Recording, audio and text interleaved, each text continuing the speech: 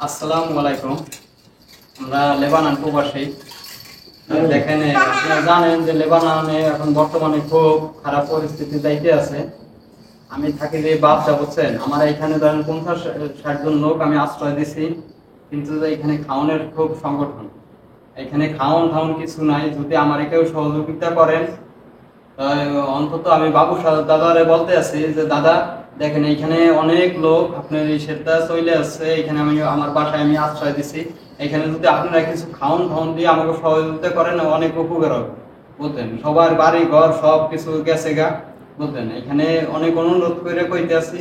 আমি থাকি বাবদা এলাকায় আছে, এখানে আমার অনেক লোকজন আছে। দেখেন এখানে আমার খাওয়ানোর খুব সংকট, যদি আমাকে কিছু সাহায্য করেন আমার খুব উপকার হবে। আমরা সব দাহিলি, এই যে দেখেন সব দাহিল, এখানে সব বাঙালি দাহিল লোক বুঝলেন। কিছু বাঙালি মারা গেছে, দাহিল এলাকায় কিছু বাঙালি মারা গেছে, আর সব দাহিল লোক এরা আইছে অনেক। এখন এখানে দেখেন এখানে আশ্রয় দেওয়ার মতো কিছুই নেই। এখন আমি এখানে বাপদা থাকি, আমার একটা বাসা আছে, আমি সবাই আশ্রয় দিছি, কিন্তু এখানে খাওয়ানোর সংকট।